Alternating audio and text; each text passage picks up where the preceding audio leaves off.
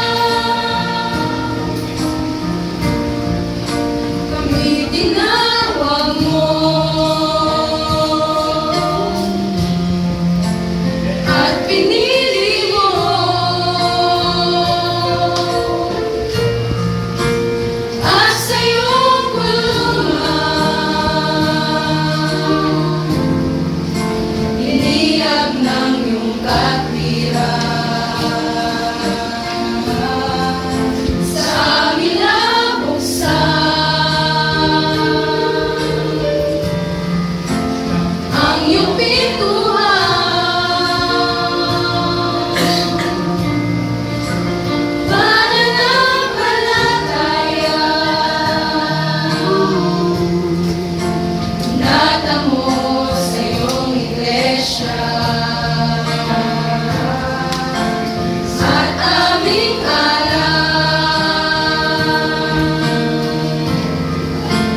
ang pasalamat. Purihin ka. Sambahin Trina. Purihin ka. Maranatha Trina. Purihin ka. Sambahin Trina. Purihin ka. Maranatha Trina. Maranatha Trina.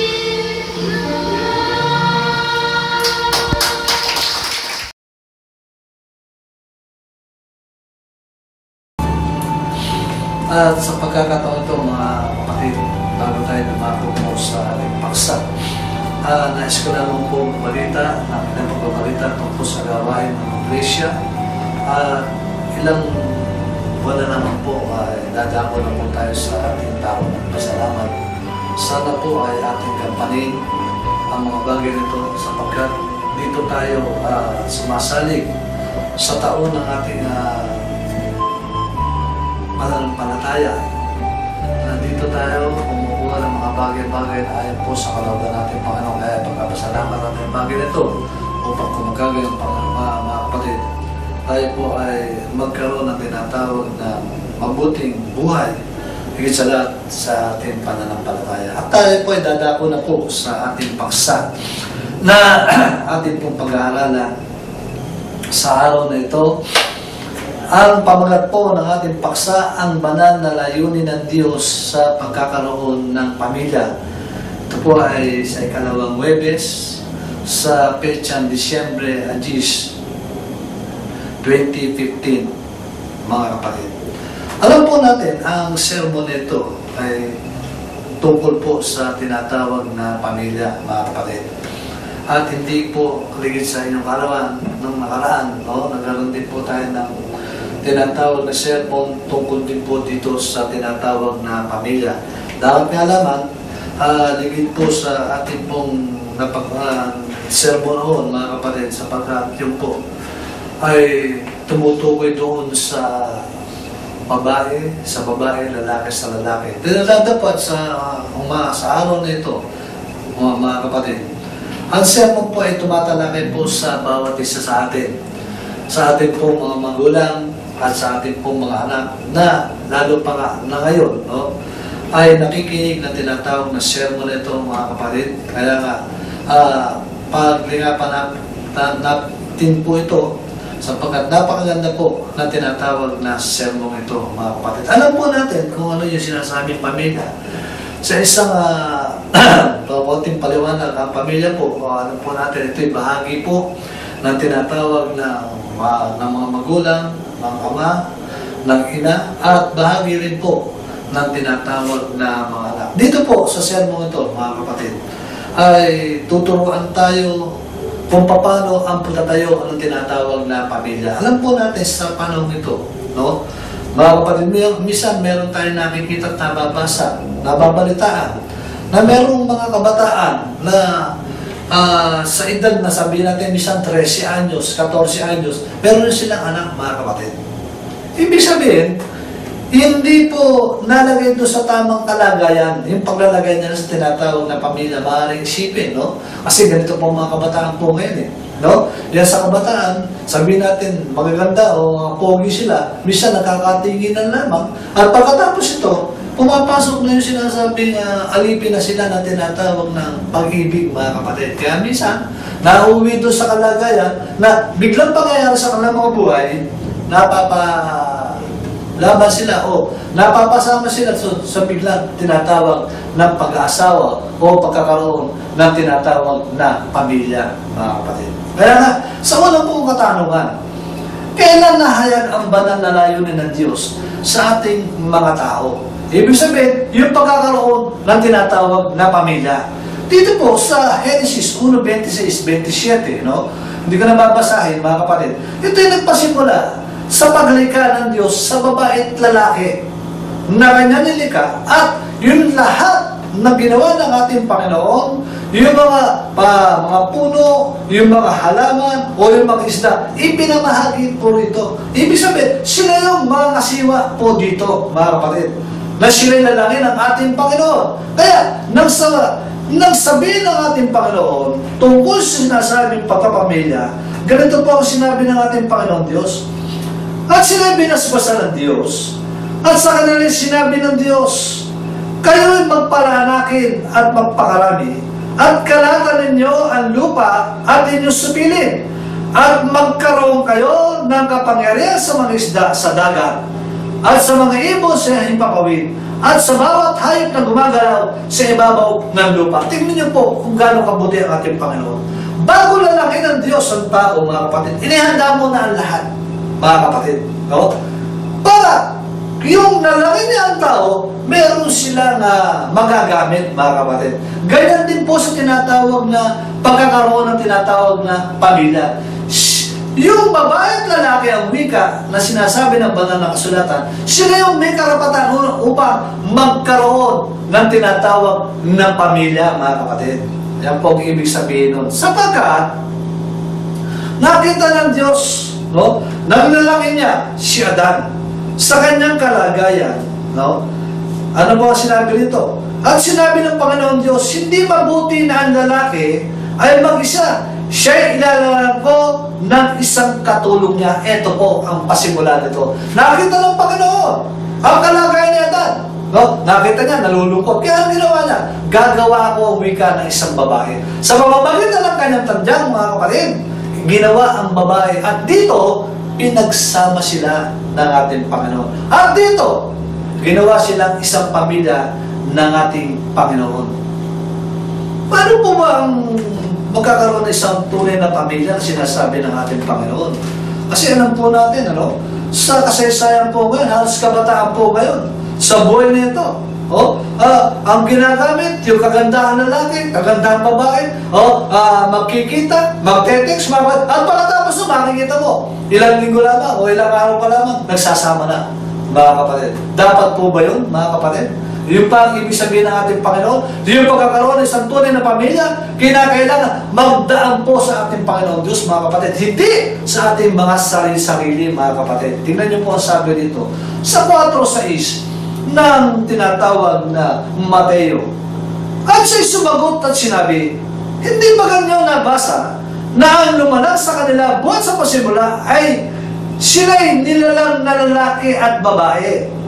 At sinabi, dahil dito'y iiwan ng lalaki ang kanyang ama at ina at makikisama sa kanyang asawa at ang dalawa'y magiging isang naman. Kaya hindi na sila dalawa, kundi isang naman. Ang pinagpasama ng Diyos ay huwag pag-iwalay ng tao. Ito po. Kaya kung titignan po at magbabasa po tayo, malalaman po natin ngayon ang maraming kusong hiwalayan, mga kapatid. Ibig sabihin, nagsama sila, mga kapatid. Pero hindi ayon sa kalooban po ng ating Panginoon. Bakit? Hindi po nila ginamit yung sinasabi ng ating Panginoon na kayo magsasama, hindi kayo pwedeng paghiwalay ng tao. Pero anong ginagawa ng marami? Sila mismo sa kanilang sarili naghihiwalay. Kaya minsan, pumapasok doon sa tinatawag na husgado yung kanilang pagsasama at dahil doon nagkakaroon ng tinatawag na paghiwalayan. Bagamat sinasabi ng banal na kasulatan, ang dalawa na nagsama, nagiging isa lamang. Pero doon sa kanilang kalagayan, hindi po nangyayari ang mga bagay na yun, mga kapatid. Kaya masaya lang po. Dahil ang Diyos ang may gusto nito, mga kapatid Kaya kung hindi mo pakikinggan ang Diyos, hindi mo susundin ang kanyang utusan, ang anumang pagsasama na iyong ginagawa, mawawasak po yan, mga kapatid. Hindi magkakaroon ng tinatawag na mabuting pagsasama ang sino man nagsama sa buhay nito. At ang pag-aasawa, mga kapatid, ito yung isang bahagi ng pagtulong sa paglikha ng tao o procreation. Hindi po ba?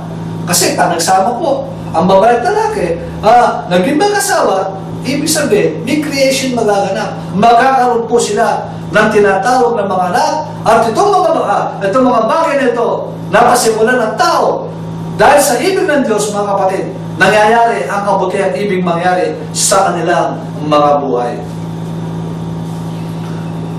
Ngayon po, bukod sa mga layunin ito, ano ba po ang layunin ng Diyos sa pagkakaroon ng pamilya? Ang wika po dito sa unang Timoteo, sa 5:8, ganito po ang sinasabi ng banal na kasulatan. 5:8 ng unang Timoteo. Ito po. Tatapat ko ang sino man ay hindi nagkakandili sa mga sariling kanya, lalong-lalo na sa kanyang sariling sambahayan, ay tumanggi siya sa pananampalataya at lalong masama kaysa sa hindi sumasampalataya. Ito po, ang nagiging bunga po nito, yung magkaroon ng isang pamilya, mga kapatid, no? Ang layunin ng Diyos dito, sa pamilya nito, matugunan ang pangangailangan ng bawat kaanib sa pamilya, mga kapatid. Yan po kinakailangan. Kaya ang isang pamilya, no? Minsan nakakakita tayo, may broken family. Naghiwalay ang mag-asawa. Minsan nangyayari pa nga, nahahati ang kanilang mga anak, mga kapatid. At pagka ganun ang nangyari, nabawasan po yung tinatawag na pag-ibig. Nawawala na po. Doon sa buong pamilyang yun, yung sinasabing pag-ibig. At sa mamagitan po ng ama at ng ina, sa kanilang pagsasama, yung pangangailangan po sa nagagawa nilang pagtulungan, mga kapatid. Hindi pa pwedeng yung lalaki lamang o yung babae. Hindi. Palibasa sila sasama, nagagawa nila. Kaya, naitataguyan nila yung kanilang pamilya, bagamat sabihin natin, nasa kalagayan silang tinatawag na mahirap pagkamisan, mga kapatid. Kaya ang masasabi po natin no? Sa isang pamilya na makita mo, bagamat ang kanilang kabuhayan, mahirap, no? Kinakain nila, mga kapatid, yung sapat-sapat lamang, pero makita mo, yung tunay na pag-ibig, mga kapatid, kasi po, ang sabi po sa 5:21 ng tinatawag na Epeso, no? Hindi lamang sa pinansyal, na pagsasama mo ang buong pamilya mo, maging sa tinatawag na spiritual, ibig sabihin, maging sa pananampalataya, magkakasama kayong lahat, mga kapatid. Kaya nakita nyo, yung plano ng ating Panginoon na napakaganda, kung susundin mo lamang, simple-simple pagsunod lamang, mga kapatid, ang kinakailangan. Sa isang pamilya na gustong makita ng Diyos yung mabuting kanilang kalagayan. Ngayon po ang tanong, ano po ang ipinapayo sa mag-asawa? Sa lalaki at sa babae? Ito po, no? Kaya kung kayo po, nasa kalagayan babae, may payo sa inyo. Sa kalagayan lalaki, ganoon din po, may payo. Ano po sinasabi ng banal na kasulatan? Tungkol po sa atin, na may mga asawa. No? Ano po ang sinasabi ng banal na kasulatan tungkol po sa isang mag-asawa, sa isang pamilya na nilikha ng ating Panginoon Diyos? Sa 7, ibigay na lalaki sa asawa sa kanya'y nararapat, at gayon din naman ang babae sa asawa. Ang babae walang kapangyarihan sa kanyang sariling katawan, kundi ang asawa. At gayon din naman ang lalaki ay walang kapangyarihan sa kanyang sariling katawan, kundi ang asawa. Ibig po sabihin, mga kapatid, sa binasa natin talata, no? Ibinibigay ng bawat isa ang karapatan sa kanilang mga sarili-sarili. Ibig sabihin, magkakaroon po sila ng tinatawag na pagbibigayan, mga kapatid. Yun po kinakailangan. Ngayon, dahil dito, may binabanggit ang banal na kasulatan tungkol sa pagkaasawa, no? Kasi po, minsan talagang ito dumadako, nangyayari ito, no? Hindi sabihin natin yung biglaan nag-asawa o matagal nag-asawa. Dumarating itong bagay na ito. Alin po yan? Sa isang mag-asawa na pagkamisan, ito yung nagiging dahilan upang sila ay maghiwalay, magkalayo sa isa't isa. Bakit? Sa dahil ng ganito po. Yung sinabi nito sa 13:4 ng Hebreo, no? Para po sa mag-asawa ito. Ito po. Maging marangal nawa sa lahat ang pag-aasawa. At huwag nawang magkadungi sa higaan, sapagkat ang mga mapakiapid at ang mga mapangano niya ay pawang hahatulan po ng Diyos. Ito po, ang isang bagay na kinakailangan mangyari sa isang mag-asawa, yung igalang nila ang kanilang mga sarili-sarili. Ibig sabihin, hindi sila dadako doon sa sinasabi ng banal na kasulatan, yung pakikiapid. Na ito naman talaga ang nangyayari karamihan sa buhay na ito. Mamagkamisa, nagkakahiwalay ang mag-asawa. Bakit? Dahil dito. At dyan, sinusugan po dyan ng Exodo 20:14 na huwag kang makakalawa niya, wika ng banal na kasulatan. Pinagbabawalan po talaga sapagkat ito'y sagrado. Ang pag-aasawa magkakaroon sa tinatawag na pamilya. Kinakailangan maging sagrado sa buhay ng bawat isa, sa lalaki at babae na nagsipag-asawa, mga kapatid. Kaya tungkol sa sinasabing ito, tingnan natin ang mga payo tungkol sa babae at sa lalaki. Una, tingnan po natin yung pinayo dito. Tungkol sa babae, ano po ba ang pinayo rito? Buhat kayo dito sa mga kababaihan na nagsipag-asawa. Tingnan niyo po rito.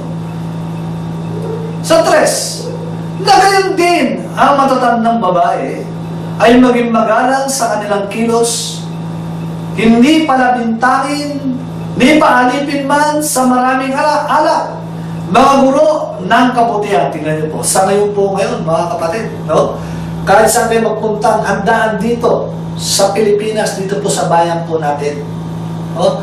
Karamihan po ngayon, mga kapatid, ang mga babae, tumutungga ng alak. Umiinom po sila ng mga kapatid. Sa kasiyahan yun, mga kapatid, nangyari po. Pero ano sinabi dito?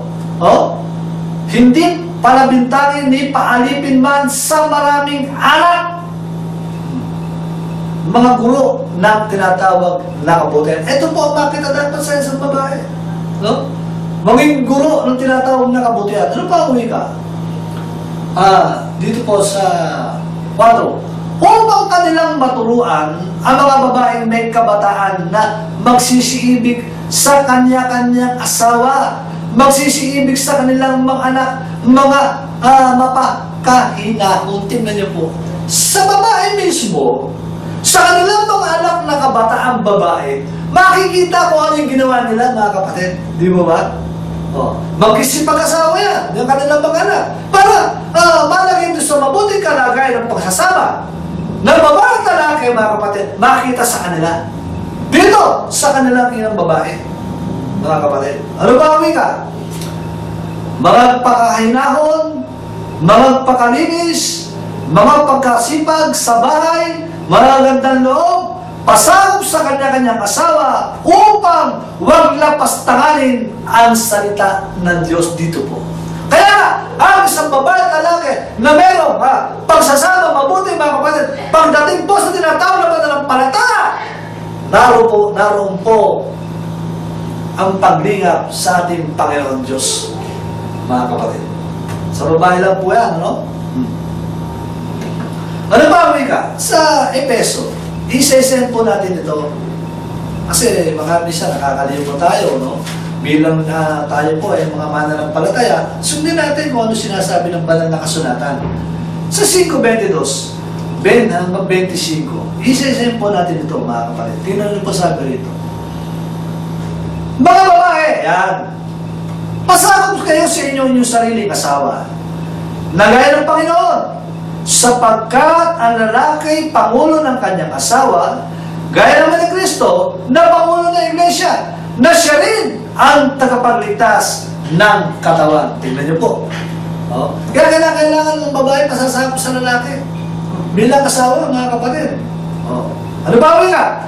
Dapat kung paano ang Iglesia ay nasasakop ni Kristo, ay gayon din naman ang mga babae ay pasakop sa kanya-kanyang asawa sa lahat ng mga bagay. Tingnan niyo po. Kailangan talaga sasakop, mga kapatid.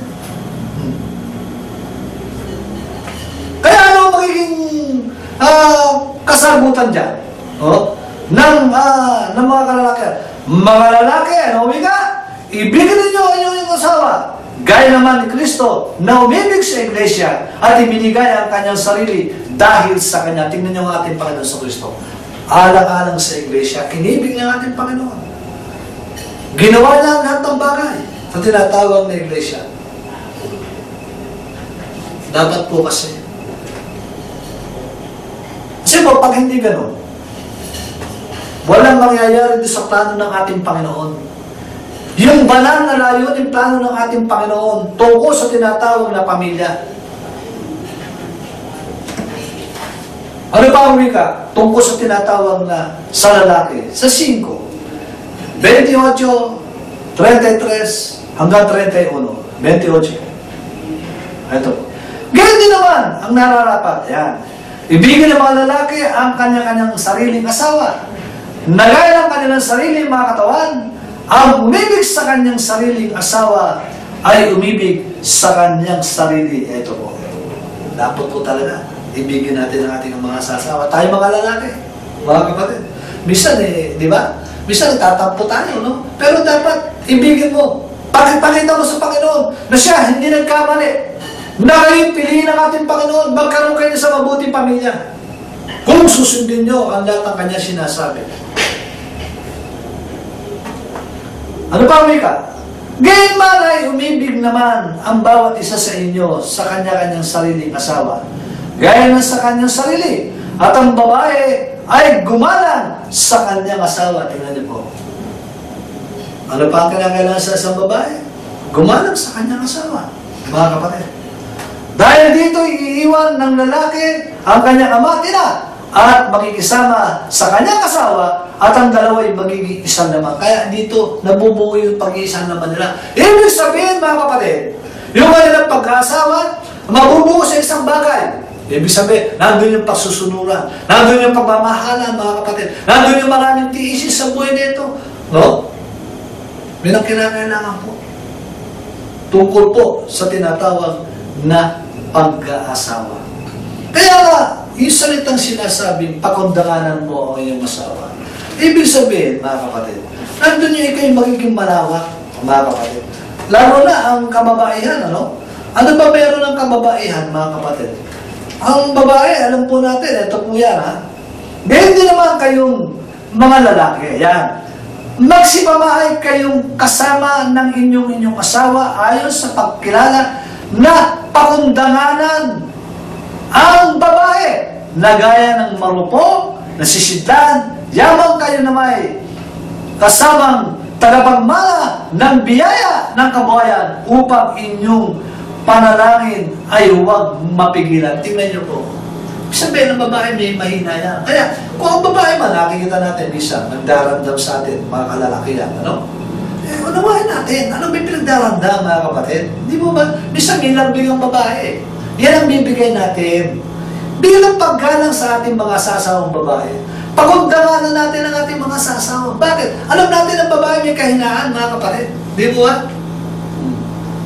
Yan po ang ibig mangyari ng ating banal na Panginoon.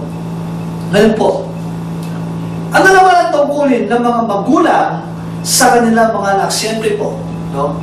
Ang isang mag-asawa, no? Magkakaroon po yan ng mga anak. Isang anak lamang, isang dalawa, isang marami, mga kapatid. Ngayon, bilang tayo mga magulang, ano naman ang tungkulin natin sa kanila, mga kapatid? Paano natin sila aarugain? Paano natin patatakbuhin ang kanilang mga kabuhayan sa panahon ito? No? Lalo na ngayon. Ang kabataan po ngayon, marurupok po ngayon yan. May initin po tinatawag na ulo niyan. Mahirap pong asikasunin ang kabataan ngayon, lalo nga po sa mga barangay ngayon. No? Tingnan niyo po ang problema ng kabataan. Ang edad po, no? Mula sa, sabihin natin, 10 taon hanggang 15 anos, napakahirap na po asikasunin ng mga kabataan. Makikita mo ang kabataan ngayon. Bisa natutulog sa kalye. sa ilalim ng mga tulay, mga kapatid. Makikita po natin yan. Pero tayo, bilang mga lingkod ng ating Panginoon, at ito'y isang banal na layunin ng ating Panginoon Diyos sa ating pamilya, ano ang kinakailangan gawin natin sa ating mga anak? Dito po, sa Deuteronomio 6, no? 7 ng Deuteronomio. Ang sabi po rito ay ganito, sa 6:7. At ang mga salitang ito na aking inutos sa iyo sa araw na ito ay sa iyong puso at iyong ituturo ng buong siga sa iyong mga anak at iyong sasalitain tungkol sa kanila pagka ikaw ay nakaupo sa iyong bahay at pagka ikaw ay lumalakad sa daan at pagka ikaw ay nahiga at pagka ikaw ay bumabangon. Ibig sabihin, sa iyong paglakad, sa iyong pagtulog at pagbangon, kinakailangan yung salita ng ating Panginoon, ituturo mo sa mga batang ito bilang lingkod ng ating Panginoon. Tungkulin, turuan natin, mga magulang, ang ating mga anak sa gawa ng ating Panginoon Diyos. Tignan niyo po. At nga makikita po natin, napaktigas na po ng may mga bata na nakapatay. O, mga bata pa lamang, nagnanakaw na, mga kapatid. Mga kabataan pa lamang, 13 anos, 14 anos, nagsasama na. Mga kapatid, tingnan niyo po, ganyan katindi ang kabataan ngayon sa buhay nito. Kaya sinabi sa Kawikaan 22, tuluan ng bata sa saway at aral ng ating Panginoon Diyos. Yan ang kinakailangan natin. At sinabi pa rin dito sa Efeso, sa 6, tingnan nyo sabi po dito, tingnan nyo magturo ang ating Panginoon, no? Sa kanyang pagtuturo sa atin, talaga itinuro sa atin yung mga bagay-bagay na dapat malaman ng ating mga anak, o tayo man dapat malaman. Ano yan? Sinabi dito, at kayong mga ama, huwag ninyo ipamungkay sa galit ang inyong mga anak, kundi inyong turuan sila ayon sa saway at aral ng Panginoon. Kaya tayo bilang lingkod ng ating Panginoon. At yan nangyayari po dito sa loob ng iglesia, dito sa amin, sa Pilipinas, sa mga ibang lokal. No? Tinuturo yan mula sa kabataan, kasama na ng mga pamilya, ng mga magulang. No? Natuturuan na sila. No? Nakapagsumasamba na sila, nag-aawitan sila, mga kapatid. Tingnan niyo po. Kaya kung ituturo mo, yung sinabi sa Deuteronomio 6:7, ituturo maging sa iyong paglakad, maging sa iyong pagtulog, pagkising, huwag mong kalilimutan. Turuan sila. Bakit? Sapagkat kinakailangan mangyari ang mga bagay ito. Dahil ito'y aral ng ating Panginoon Diyos. Aral po ito ng Diyos. Pag-aral po ito ng Diyos, mga kapatid, igalang po natin, mga kapatid. Huwag tayo sasaway dito. Ngayon, tungkol sa mga bagay na ito, siyempre po, ang anumang bagay na pagtuturo, yan po yung pinag-aaralan.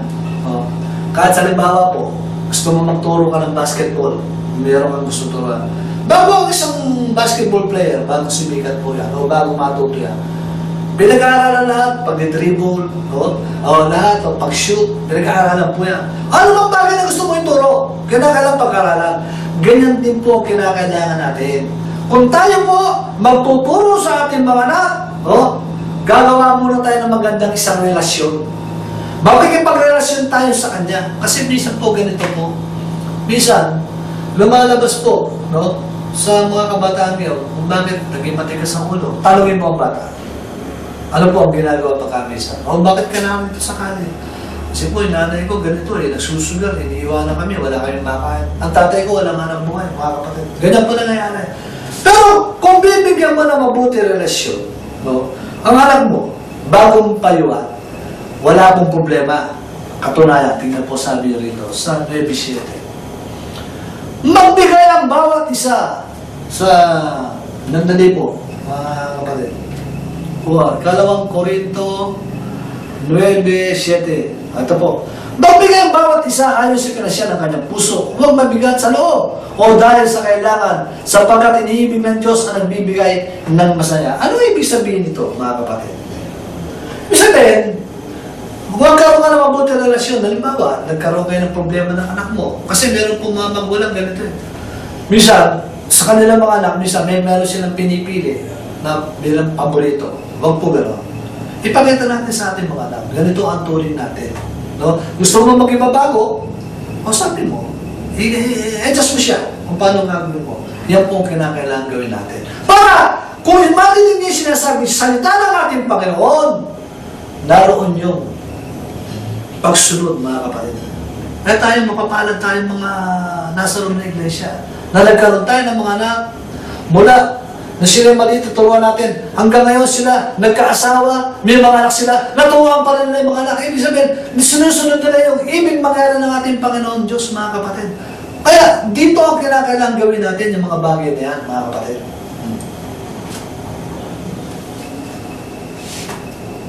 Ano pa ang wika sa ating mga anak? Yung pinapayo, no? Sa Epeso. Tingnan niyo po sabi rito. Epeso sa 6. Hindi mawala ng payo ng ating Panginoon. Maraming payo ng ating Panginoon. Ang kailangan susundin lang namin. Mga anak, ayan. Magsitalima kayo sa inyong mga magulang. Sa Panginoon, sapagkat ito'y matuwid. Matuwid po ito. Hindi pa pwedeng hindi sila susunod. Pagka sinabi mo ang mga bagay na ito, at yung sinang-ayunan dyan sa Colossus 3:20, no? Yun din ang sinasabi ng banal na kasulatan. Sumunod ang kailangan ng mga bata. Magsitalima kayo sa inyong mga magulang, mga kapatid. Ngayon, ano ba ang sinasabi ng banal na kasulatan? Tungkol sa mga magulang, no? Halimbawa, ang isang anak, ano naman ang magagawa natin sa ating mga magulang? No? Ibig sabihin, ano ba ang dapat kong gawin? Na para matugunan ko yung kailangan ng aking mga magulang. Kasi meron mga ganyan, yung mga anak, ano? Nagsisilakihan, minsan, nakakalimutan na yung kanilang mga magulang. Nangyayari po yan, mga kapatid. O minsan, kung nakakapanood kayo ng television, makikita niyo po yan. Pero sa totoo yan. Kailangan ano gawin natin? Sa ating mga magulang, ano ang dapat natin gawin? Binantay ang mga anak na pinalaki nila, nailagay sa isang magandang kalagayan, naturuan, higit sa lahat, naturuan sa tinatawag ng pananampalataya. Ano naman ang dapat kong gawin sa ating mga magulang? Ito po, mga kapatid. Sa 5:4, ngunit kung ang sino mang babaeng bao ay may mga anak o mga apo, magsipag-aral ang mga ito muna ng pamamahalang may kabanalan sa kanilang sarili, sambayan, at magsiganti sa kanilang magulang sapagkat ito'y nakalulugod sa paningin ng Diyos. Ito po, yung pagtulong ng isang anak sa kanyang magulang, ito isang kaluguran sa ating Panginoon Diyos, mga kapatid. Kaluguran po ito. Dito mo lang may pakikita Ikaw, anak, na matapos kang maarugan ng iyong mga magulang, mga kapatid, dalagay sa kalagayan, umulan na yung kabuhayan. Ano ang kinakailangan mo? Tulungan mo naman sila. Yun ang kinakailangan, mga kapatid. Tulungan mo sila. Pero nga ganyan, mga magulang. Ako nga lamang hindi ako, marami ako alam. May mga anak talaga na sukdulan ng pagtulog sa kanilang mga magulang, lalo pag nagkakasakit. Ginagawa talaga yan ng mga anak. Talagang misa naman, talagang may mga anak, ay talagang sukdulan din ng kabangisan sa buhay, mga kapatid. Minsan ginagamit yung anak sa tinatawag na kanilang mga bisyo. Halimbawa, yung mga drugs na yan, ginagamit nila minsan ng kanilang mga magulang. Sila magkakasama, mga kapatid. Anong tulong na nagawa? Kundi kapahamakan sa buhay ang kanilang ginagawa. Kaya nga, ano po ang payo sa ating lahat na ngayon ay nakikinig, nag-aaral ng salita ng ating Panginoon? Sa isuno, mamasahin ko muli ang talatang ito. Mga anak, magsitalima kayo sa inyong mga magulang sa Panginoon, sapagkat ito'y matuwid. Ingatan mo ang iyong ama at ina na siyang unang utos na may pangako. Ito po. Dahil ito po yung sinasabi, pag-ibig, pagmamahal. Higit sa lahat, pag-iingat, lalo na sa ating mga magulang. Sa ating mga anak, lalo din at tinatawag na pag-iingat. Kaya nga, mga anak. Mga kapatid, tandaan po natin, itong ipinagkaloob sa atin ng ating Panginoon. Ang banal na layunin ng Diyos sa pagkakaroon ng tinatawag na pamilya. Ibig sabihin, tayo mahal ng ating Panginoon. Mula sa ating pagsilang, ginabayan tayo kung ano mangyayari sa atin, mga kapatid. Kaya nga napakabis na talaga. May mga tao hindi nagtatagumpay. Bakit? Kasi sinusunod nila yung kanilang kalooban. Hindi, dapat sundin mo ang kalooban ng ating Panginoon. Ano ba? Ang paksang ito natin, pag-aralan, tingin mo sa ating mga puso para ng pagpapakalan nyo. At ganyan din po, ay pakinggan po natin ang sermon sa araw ng linggo. Sa dakilang pangalan po ng ating Panginoon Diyos, minsan pa ay hayaan yung tatin ko po kayo ng kapayapaan. Muli, tayo po ay mag-aaral katwiran ng ating Panginoon Diyos na ako po'y nananampalataya bilang mananampalataya at lingkod ng ating Panginoon Diyos ay hindi po natin kinapapaguran, hindi natin kinasasawaan.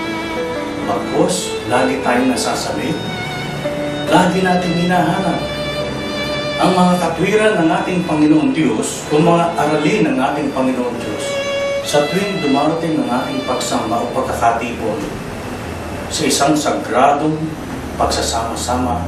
Tayo po ay magbigay puri at kalwalatian sa ating Panginoon Diyos. Kaya minsan pa, paglilingkod ng inyong lingkod, kapatid na Benjamin Abal, ang sermong panlinggo. Ito po ang ikalawang linggo na may petsa Disyembre at 13, 2015. Second Sunday, December 13, 2015. Maiksi lamang po ang kanyang pamagat na dapat kinapapalooban po ito ng mga ginintong aral, mga aral na pinay lagi nating naalala, pananampalataya, konviksyon ng bawat isa sa atin upang lagi nating daladala sa ating pang-araw-araw ng ating pamumuhay.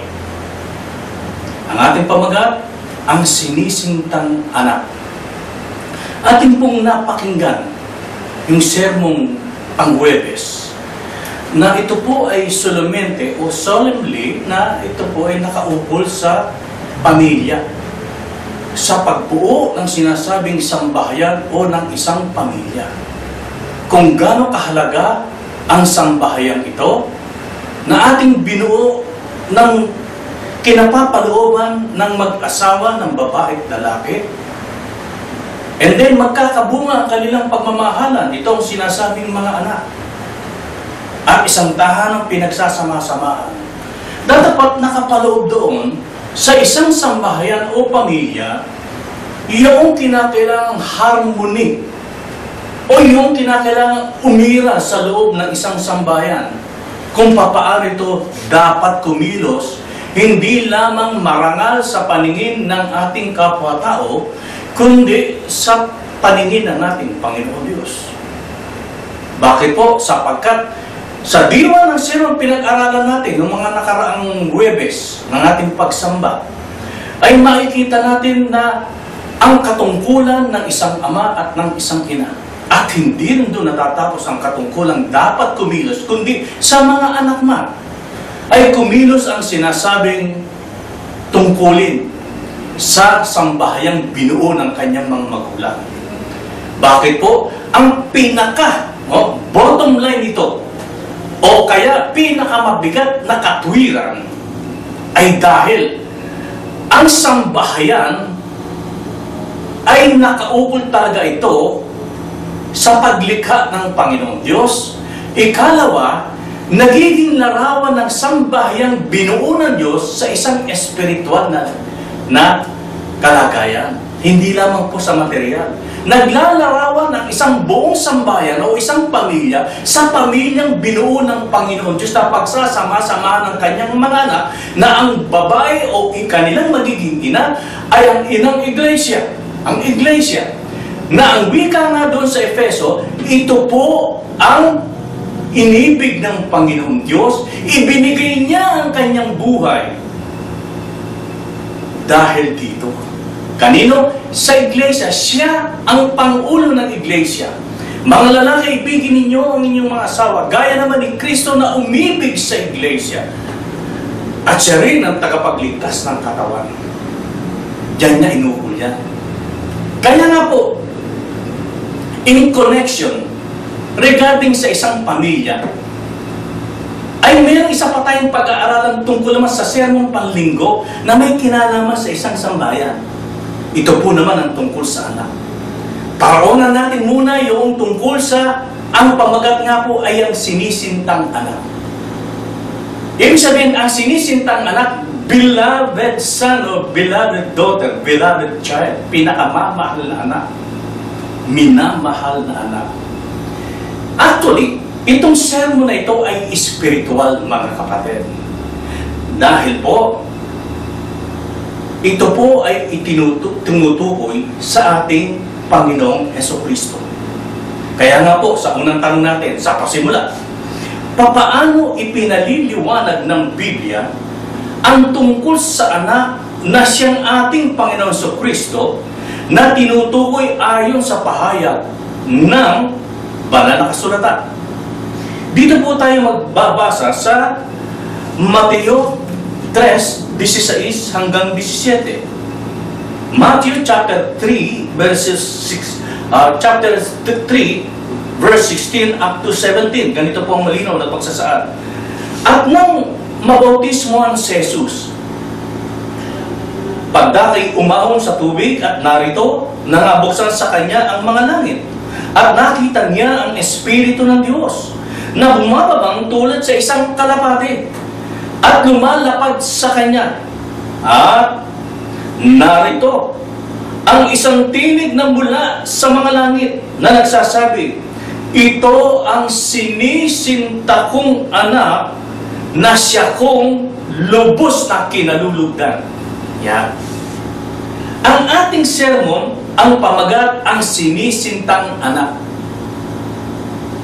Nangangahulugan, yung binasa ko po ay tama ang pamagat ng ating sermon sa binasa kong talata ng Mateo 3:16 hanggang 17. Na doon, merong tinig na galing sa langit, ang wika, na nagsasabi, ito ang sinisinta kong anak na siya kong lubos na kinalulugdan. Sino? Ang ating Panginoon Jesucristo. Kailan naganap ito? Kaya siya tinawag na sinisintang anak nung tinig na nasa langit, nung siya ay magpabautismo sa kanyang pinsang buo na si Juan Bautista, na inaayawan o pansamantalang tinututulan ng kanyang pinsan na siya o si Juan Bautista ang magbabautismo sa kanyang pinapanginoon na kanyang pinsan, ito ang ating Panginoon Jesucristo. Dahil malaki ang respeto ni Juan Bautista sa ating Panginoon Jesucristo na alam niya Panginoon yun. Datapat anong sabi ng Panginoon Jesucristo sa parting itaas sa talatang 15?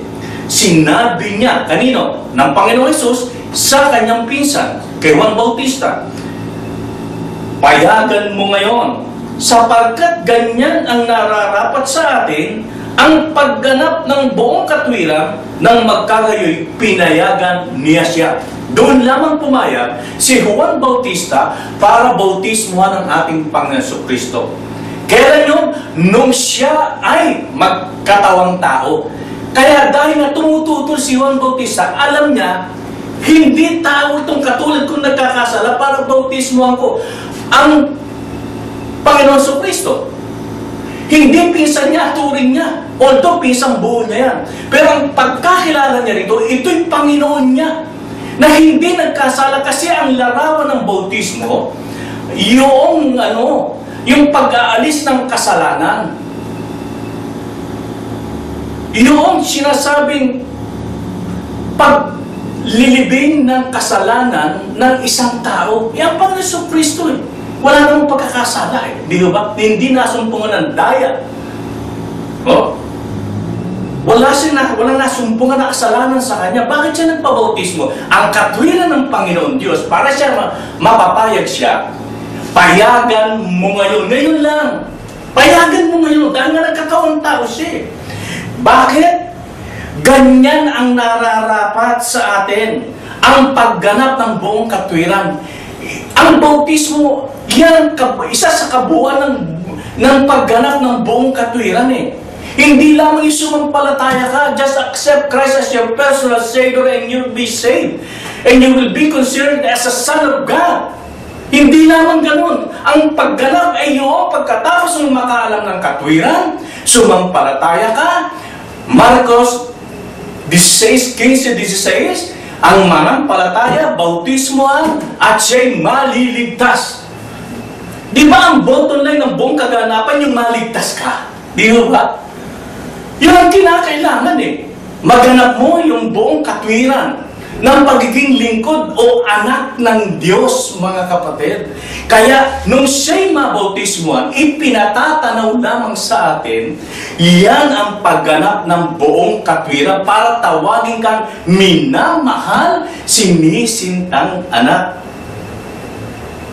Kaya, sa Juan 3, ano po ang pagkakatala doon? Sa 3:16, ano pa ang wika? Sapagkat gayon na lamang ang pagsinta ng Diyos sa sanglibutan, na ibinigay niya ang kanyang bugtong na anak, upang ang sino mang sa kanya'y sumampalataya ay huwag mapahamak, kundi magkaroon ng buhay na walang hanggan. Ano ang tungkol sa anak? Nag-iisang anak ito, bugtong na anak. Upang ang wika doon, gayon na lamang ang pagsinta ng Diyos, ipinakikita yung pagmamahal ng Diyos. Saan? Sa tao. Kaya ibinigay yung kaisang-isang anak daw na yun.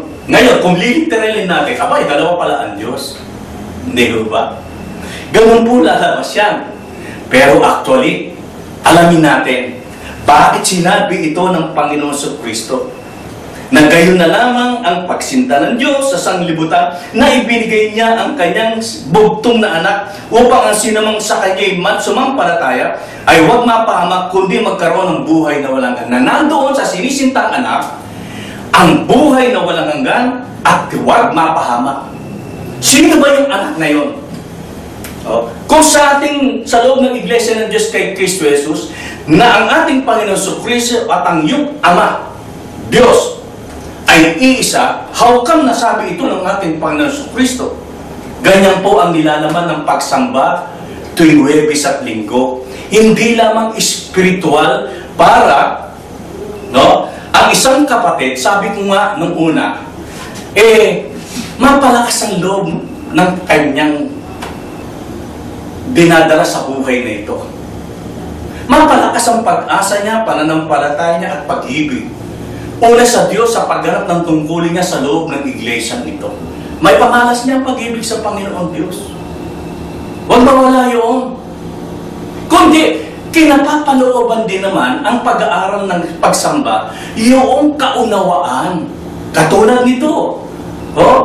Kung basta-basta lang natin babasahin ng ganito-ganito ito, lalabas pala, namamali tayo sa loob ng iglesia dahil nagsalita ang Amang Diyos na ibinigay niya ang kanyang bugtong na anak. Yung bugtong na anak, ibig sabihin nun, nag-iisang anak. Tanong, sino yung nag-iisang anak? Kung ating hahanapin na ibinigay ng Diyos, at sino yung Diyos na nagbigay doon sa bugtong na anak sa mga lingkod niya, para wag mapahamak ito at magkamit.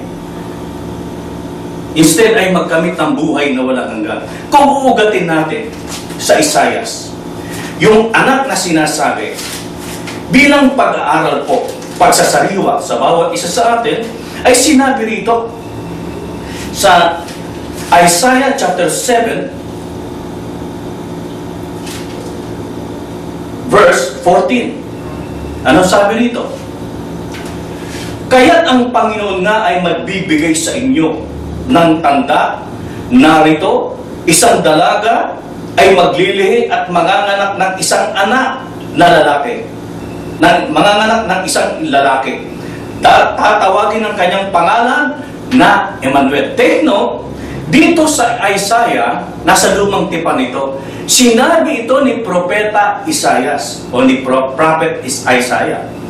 Nasa kanyang ipinasulat sa kanya ng Diyos, merong isang tanda na ibibigay. Isang dalaga maglilihi. Normal, wala naman tayong ibang nakitang istorya sa Biblia, kundi si Birheng Maria, isang dalaga na naglihi. At ang wika, manganganak ng isang lalaki. At tatawagin ang kanyang pangalan na Emmanuel. Wala namang binanggit na ibang tinutukoy na tinatawag na Emmanuel na sumasa atin ng Diyos, kundi ang ating Panginoong Jesucristo. Kaya nga po sa 9:6 ng Isaias, kung sino itong talagang anak na ito na ibinigay na bugtong na anak, sino ba ho ito? Sapagkat ang wika sa 9:6 ng Isaias, sa atin ay ipinanganak ang isang bata. Sa atin ay ibinigay ang isang anak na lalaki. Ayan. Ibinigay sa tao ang isang anak na lalaki. Ipinanganak ang isang bata. Na anong wika doon? At ang pamahala ay maaatang sa kanyang balikat. At ang kanyang pangalan ay tatawaging kamangha-mangha. Tagapayo, makapangyarihang Diyos. Yan. Sino yan? Siya yung makapangyarihang Diyos na ipanganganak, walang hanggang Ama, Pangulo ng kapayapaan. Sino yung walang hanggang Ama? Yun ang Diyos. Pero, ang tinutukoy na walang hanggang Ama, makapangyarihang Diyos, ito rin itong ipanganganak na ito, na ibinigay ng Amang Diyos. You see, ibinigay niya rin ang kanyang sarili. Magkakatawang tao siya. Yun lamang ang ibig sabihin. Dahil nga, kaya binanggit ito ng Panginoon Jesucristo, nasa kalagayan siyang anak. Kaya nga binanggit siya sa 1:3-16, na gayon na lamang ang pag-ibig ng Diyos sa sanlibutan ito, na ibinigay ang kanyang bugtong na anak. Yun. Kaya malalaman natin, yung sarili niya sa kalagayang Diyos, no? Nag-transform siya sa kalagayang tao sa pamamagitan ng paglilihi ng isang dalagang babae. Ipanganak, siyempre, ipanganak, di tatawagin anak. Di naman? At sa kalagayang anak, siya sinisintang anak. Bakit? Gumanap siya ng buong katungkulan, mga kapatid. Matthew chapter 1 verse 22 up to 24. Nakatunayan lamang na yung Emmanuel na binasa natin sa Isaiah chapter 7 verse 1 ay yun din ang ating Panginoong Jesucristo. Na ano po ang wika? Matthew chapter 1 verse 22 up to 24. At nangyari nga ang lahat ng ito upang maganap ang sinalita ng Panginoon sa pamamagitan ng propeta na nagsasabi, narito, ang dalagay magdadalang tao at manganganak ng isang lalaki. At ang pangalan itatawag sa kanila ay Emmanuel, na kung liliwanagin ay sumasa atin ang Diyos. See, nagko-contact, nagko-connect yung sinasabing Isaiah chapter 7 verse 1 o verse 14 sa sinasabing Matthew chapter 1 verse 22 up to 24. Na yung binanggit na Emmanuel na ipanganganak na isang dalaga, Isaiah chapter 9 verse 6, ito yung makapangyarihang Diyos, walang hanggang Ama. Therefore, we can clearly conclude na yung Ama na nagbigay, yun din ang Panginoong Jesucristo na lumagay sa kalagayang anak. So, napakalinaw ng pagtuturo, hindi po ba? Ito po ang nilalaman ng ating mga pagsamba, na hindi lamang espiritual na pagtuturo, kundi although spiritual din ito, ito'y katuruan, conviction, doktrina na dapat nating mapanatili sa ating buhay. Kasi baka may magsabi sa atin na kayo na nasa malayong bayan at bansa, na meron kayong ma-encounter ng mga ibang pananampalataya, na meron tatlo ang Diyos, iba yung Ama, iba yung Anak, iba yung Espiritu. Meron dinabanggit na dalawa na Diyos na ibang pananampalataya. Sa pag-aaral na ito, pinapatay ang pananampalatayang May dalawang Diyos, may tatlong Diyos, may isang barangay na Diyos na katulad na sinasabi ni Eli Soriano ay walang problema. Malaki ang problema nyo na mga nasa dating daan. Pag sinabi mo na isang barangay ang Diyos, walang problema, huwag mo sabihin yan, malaki ang problema nyo. Dahil dyan nagkaroon ng problema si Satanas na gusto niyang makitulad, makipantay sa Diyos. Anong ginawa sa kanya ng Diyos? Nilaglag siya ng Diyos. Pagkas magkakaroon ka pa ng ibang iisang Diyos maliban sa isa, sabi nga ng ating matandang kapatid, yung isang Diyos hindi mo pa mapagtapatan, na pagsisinungalingan mo pa, kinakatama pang sambahin at sa pagsamba. Ngayon magdadalaw ka pa ng Diyos, magtatatlo ka pa ng Diyos, magbabarangay ka pa ng Diyos. Ano ba yan? Di po ba, mga kapatid? Anong kasamaan pag hindi natin sinampalatayanan ito? Sa Biblia ng Ingles, sa John chapter 8, verse 24, 27. For if ye believe not that I am He, may tinutukoy ang Panginoon Jesucristo. Pag hindi kayo nanampalataya na ako ay siya, ye, you shall die in your sins. Chapter 27, they understood not that He spake to them of the Father. Ang tinutukoy niya na kung hindi kayo na mananampalataya na ako ay siya, yung siya, ang tinutukoy niya ron na sinasabi niya tungkol sa Ama. Pag hindi mo sinampalatayanan yun, na siya yung Ama, mamamatay kayo sa inyong mga kasalanan. Anong kasalanang ikamamatay? Hindi lamang physical na kamatayan, kundi yung ikalawang kamatayan. Revelation chapter 21 verse 8. Ngayon, ano ang ilan sa pangunahing dahilan? Bakit lumagay sa kalagayang anak ang Panginoon Jesucristo nang siya'y makitulad sa tao? Hindi lingid sa atin ito. Sasariwain na lamang natin ito, magkakapatid. At ngayong mabigat na dahilan, mga kapatid, bakit nga po ba? Kasi ito po yung uulitin ko. For God so loved the world, He gave His only begotten Son, for whosoever believes in Him shall not perish, instead shall have in eternal life. Yun lang ang layunin ng Diyos dahil sa pagsinta at pagmamahal sa atin. Na huwag tayong mapahamak, kundi mga ligtas tayo. Sa pamamagitan niya kasi noon pa sa Isaiah, no?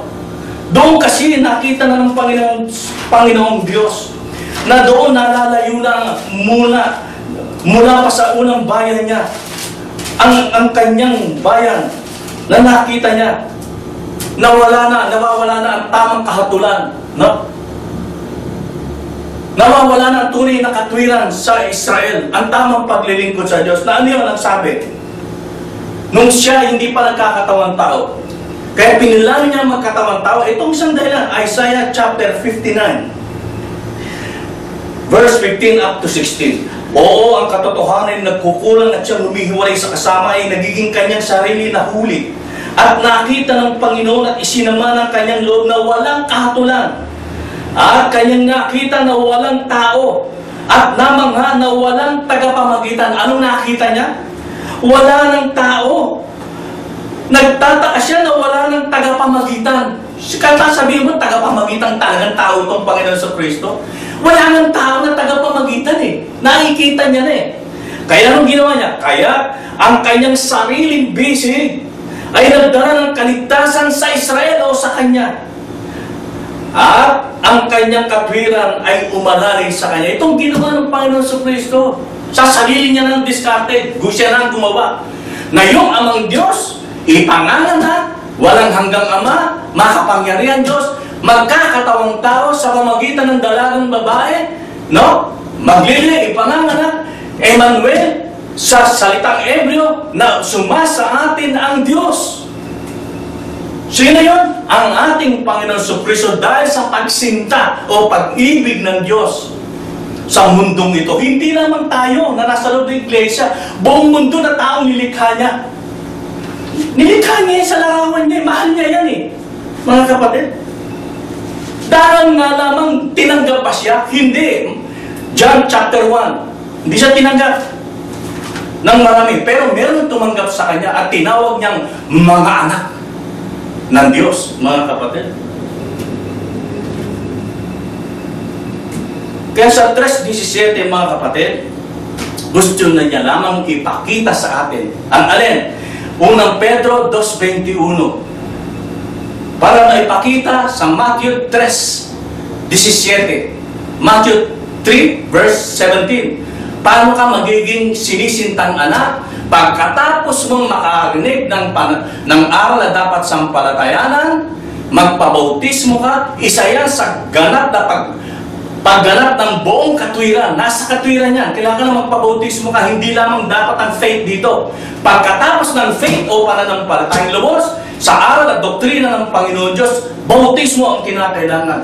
Pagkatapos dito, ito nga po ang sinasabi. Kaya sa lumagay sa kalagayang anak, ang sabi sa 1 of Peter, na ang sabi ron, chapter 2, verse 21, sapagkat sa ganitong bagay, kayo'y tinawag. Sapagkat si Kristo man ay nagbata dahil sa inyo na kayo'y iniwanan ng halimbawa. Tayo anak ng Diyos, ipinakikita niya lamang ang isang larawan ng pinakamamahal ng Diyos na sinisinta niyang anak.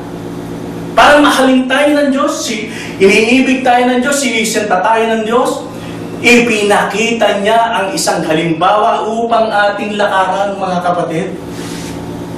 Oh, sabi ko nga nung nakaraan, na isang sermon ng unang linggo, mga kapatid, di ba? Ang Panginoon Kristo, saan ba siya ipinanganak? Saan lahi siya pinanganak? Sa higaan ba ni Herodes? Sa palasyo ba? Nila King Caesar? Di ba, mga kapatid? Hindi. Pinakita niya. Kung makikita mong kalagayan mo ngayon, mahirap ka. Tignan mo ang larawan ng Panginoon sa Kristo. Tignan mo ang kanyang mga tinawag. Hindi ba? Nasabihin ba, maliit na kalagayan ng mangingisda? Hindi, marangal na trabaho yan.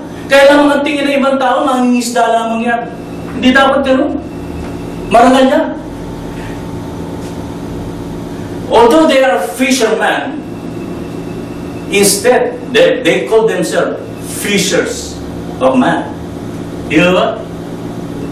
Naging mangingisda sila ng tao.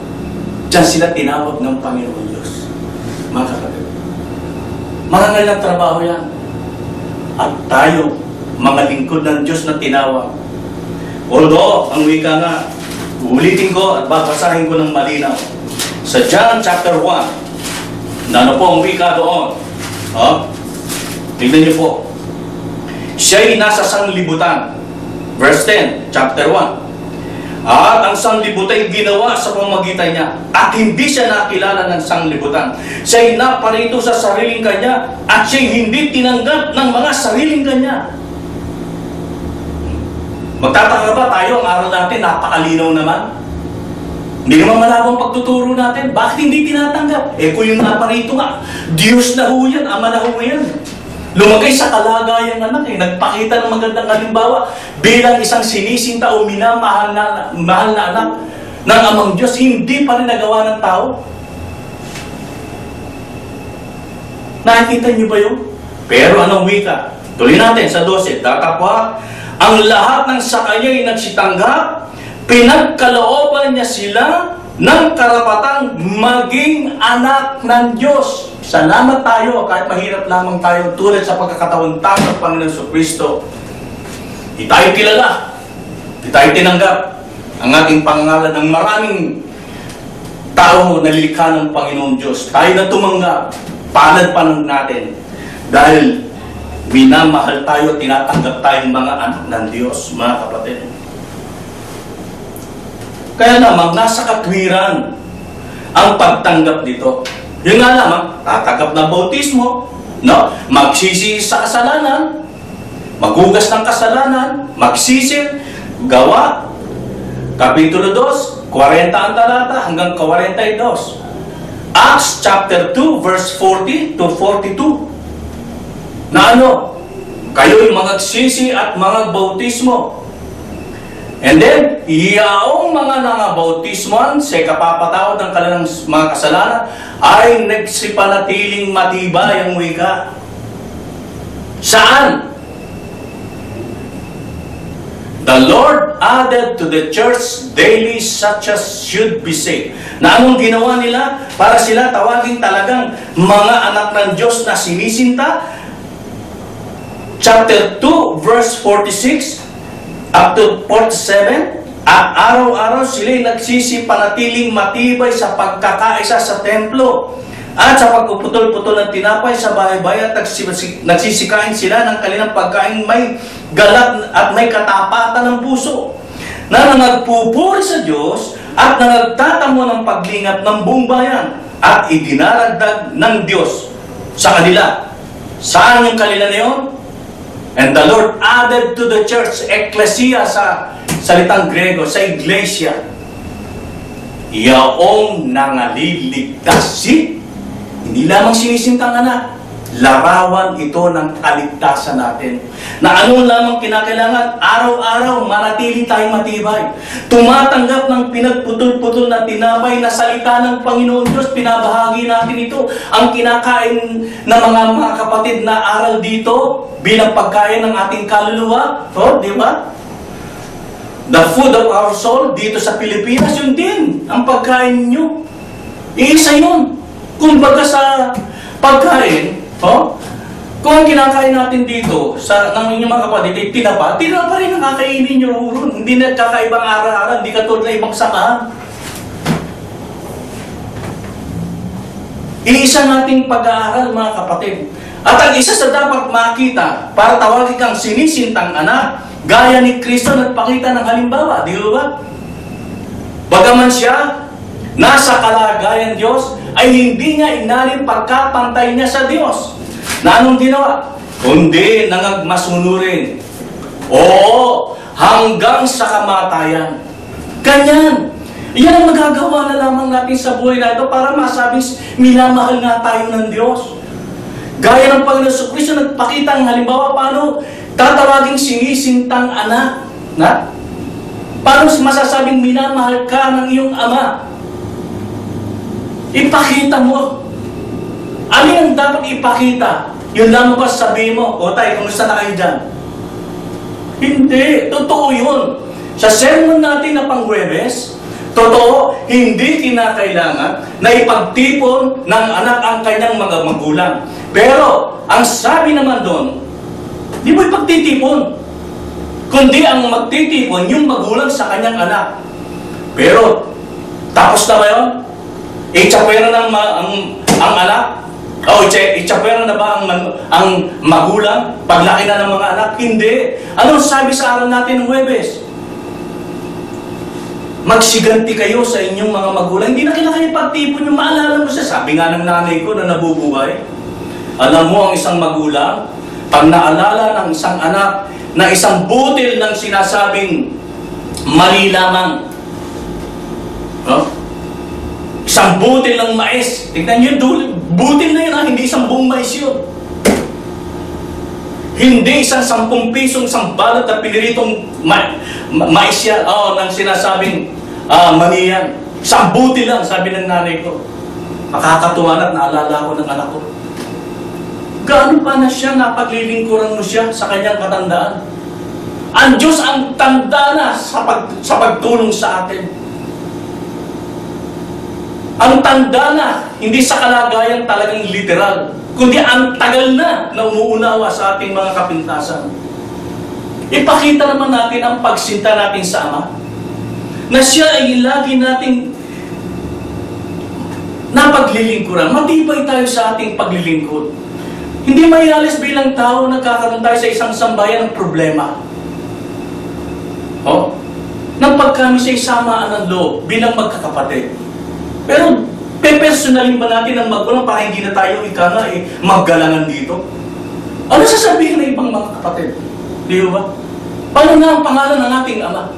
Ang iglesia ang itinayo niya, ang tahanang binuo niya para sa atin. Paano ka na sinisintang anak na ngayon wala ka na? Tutulad ka ba sa anak? Naalibog ka? Di ho ba? Na umalis na. Nawala na siya. Tatawag pa bang minamahal na anak niya? Masakit yun sa ako, mga kapatid. Kaya nga, paano po dapat ipadama ang pagsinta o pag-ibig ng Amang Diyos sa Kanyang minamahal? Paano pa? Dapat maintindihan natin to, hindi lamang tayo siya nagkatawang tao. Malaki na yun. Pero meron pang isa, dapat maintindihan natin. Ito yun, oh. Baka misa nasasaktan tayo, mga kapatid, eh. Hebreo 12:5 hanggang 7.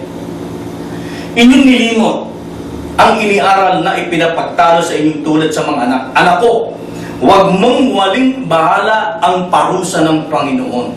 O manglupaypay man kung ikaw ay pinagwiwikaan niya, sapagkat pinarurusahan ng Panginoon ang kanyang iniibig at hinahampas ang bawat tinatanggap na anak, na dahil sa ito'y parusa, kayo'y nagtitiis. Inaari kayo ng Diyos na tulad sa mga anak. See? Pag nakakaranas tuloy, pagparusa ba ng Diyos sa akin ito? Ano ba naging kasalanan ko? Kailangan tumanggap tayo ng ganito. Minsan tayo talaga nagkakasala eh. O kung hindi man tayo nagkakasala, just imagine Job. No? Ang lingkod na si Job, wala namang kasalanan niya sa harapan ng Diyos eh. Pero anong layunin ng Diyos? Para makita, maalaman mo, oo, wala kang atraso sa Diyos, ipakita sa kaaway natin si Satanas na merong katulad na Job, na katulad mo, na sa anumang paraan, pasakitan man ng Diyos. Isa-isahin ko ba naging karanasan ni Job? Na napakabigat. Hindi natin kaya yun. Sa tulong at awa na lamang Diyos, 10 anak bigla namatayan siya. Bilang isang hasindero ito, itatapat mo sa panahon ito, milyonaryo siya. Naubos ang kabuhayan niya. Ultimo tahanan niya nawala, sinunog. Sabay-sabay yun. Sunod-sunod yun, mga kapatid. Pero tayo, mga kapatid, kaunti lamang ang wari parusan dumating sa atin. Hindi lamang tayo nagkaintindihan sa loob ng tahanan. Medyo naapi ka sa iyong trabaho o anumang kalagayan, medyo mabigat ang karamdamang dinatnan mo ngayon. Ito ba parusa ng Diyos? Yes! Tanggapin mo, sige. Para ipakita lamang kung gaano katatag ang pananampalataya mo. Nasa anumang paraan, hindi ako liliko, sabi ni Job. Purihin ang Diyos. Di ba? Kaya kung sinasaway tayo ng Panginoon Diyos, tanggapin natin. Awit 39:11. Dahil ang kalakaran, Kawikaan 13:23. Matatapos na tayo, mga kapatid. Konting tiis na lamang. Proverbs chapter 13 verse 24. Anong wika? Siyang nag-uurong ng kanyang pamalo ay napopoot sa kanyang anak. Ngunit siyang umiibig ay nagpaparusa maminsan-minsan. Tignan niyo yan. Kapag ang isang magulang nag-urong ng pamalo sa kanyang anak, ang salita ng pagpapayo, masasakit na salita, huwag pagdaramdam ng anak. Ipinakikita lamang ng magulang. Kung siya napagbuhatan na palo sa puwet, huwag lang sapate na makamamatay. Hindi tandayan ng pagpaparusa na siya sinasadista ng kanyang magulang. Kundi meron siyang pagkakamaling nagawa. Itinutuwi siya, maalis siya, ayos niyang mapahamak siya. Huwag niya ikakatwin na, bakit kayo? Kaya nga tinuturo sa iyo, tama eh. Ayaw niya ng nagmamahal na magulang ang mapariwara ka. Magaya sa kanya. Huwag gano'n ang magiging katwin ng isang kapatid eh. Bakit kayo? Nung bata, ganun din kayo. Huwag gano'n. Naging karanasan na nga ng magulang mo yan eh.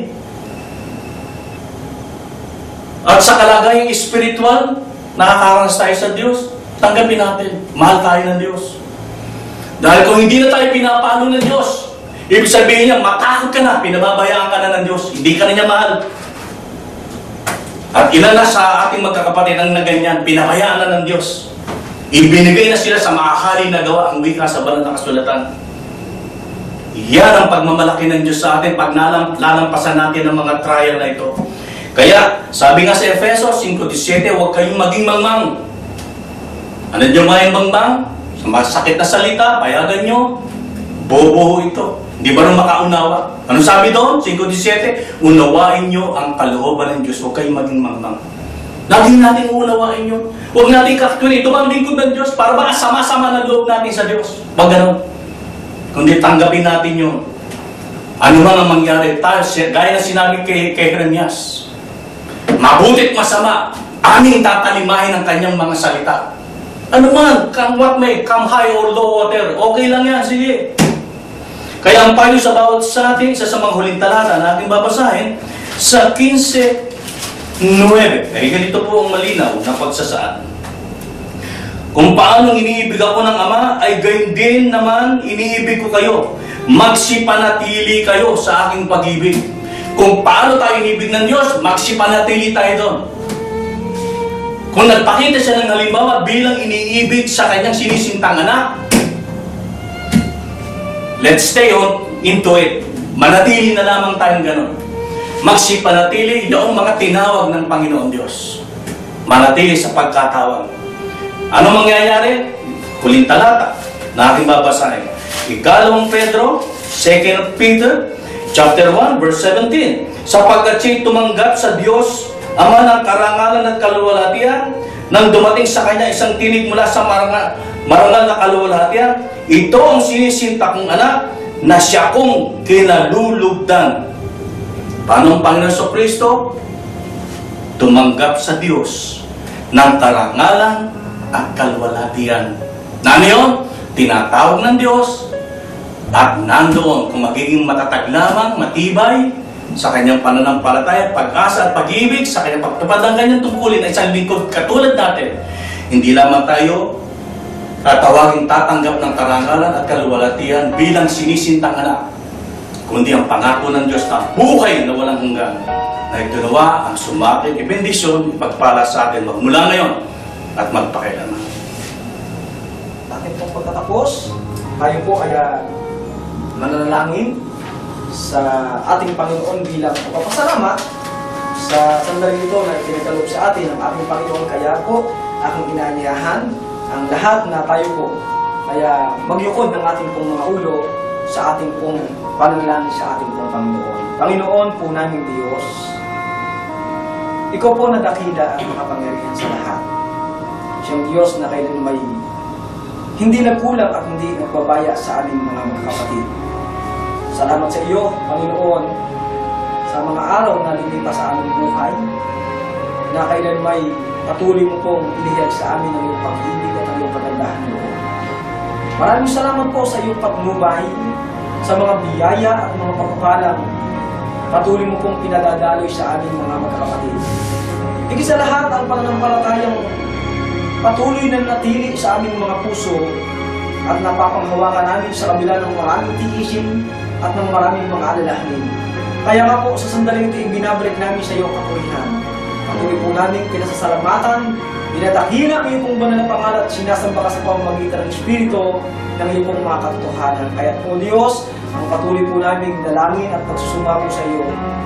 Tutulungan po nawa kaming lagi o Diyos sa lahat ng panahon, sa lahat ng pagkakataon ng aming buhay, huwag ka na maghihiwalay sa aming ganong sarili. Wala po kaming sapat na kakayanan. Kaya lamang po kami nakakapagpapatuloy sa aming mga tungkulin. Ito'y po dahil sa iyong gabay at sa iyong walang hanggang pamatnubay kung dumarating man ang maraming tiisin, kung dumarating man ang maraming kabagabagan at kalumbayan, lalaksan mo po ang aming makalooban upang harapin namin may pagtitiis ang maraming alalahanin sa ibabaw ng sanlibutan ito upang kumagkagayon, magtagumpay ang bawas sa amin dumating ka man. Sa ibabaw ng sanlibutan ito, magmamana kami ng pangakong kong buhay na wala hanggan. At ikaw nawa, ang siyang laging gagawin sa amin sa pangapang araw-araw ng aming pamumuhay. Kung kami man o Diyos humahanap ng mga pangailangan sa aming mga pamumuhay sa ibabaw ng sanlibutan ito, bubuksan mo ang iyong mapagpanang kamay upang masumpungan namin ng mga biyaya ngayon. At patuloy ng pagkapalay, higit sa lahat ng biyaya ng aming pananampalataya upang kumagkagayon sa tuwinay. Nakikita mo po kami nakagaganap sama-sama ng mga tungkulin sinumpaan sa itong dakilang kapanahon. Bayan sa pangunguna ng aming matandang kapatid, bagay sa kanyang mga kabalikat sa gawain sa lahat ng iyong mga anak na tinatawag sa itong banal na pangalan. Sama-sama nawa ay gawin mo sa amin ang iyong pagkapala, ang ibasbas at bendisyon sa pagkatanggap ng bagay ito aming magalang o ang kapakubabang dinadalangin sa iyo. Sa dakila mo pong pangalan ng Diyos, ikaw po na aming Diyos, aatangin po natin kagapagligtas. Kapanggasmas po ng Diyos sa pagkasangkapan sa kanyang walang kabulong ibig. Tanggapin po natin ang walang hanggang pag-ibig, ang walang hanggang kaawaan, ang mabiyayang pagligtas ng ating dakilang Diyos at tagapagligtas na si Kristo Jesus. Ang liwanag, pagkibisan ng kanyang banal na Espiritu ang siya nawang sumaating lahat ng mga magkakapatid. Lumaloy sa loob at labas ng ating mga tahanan.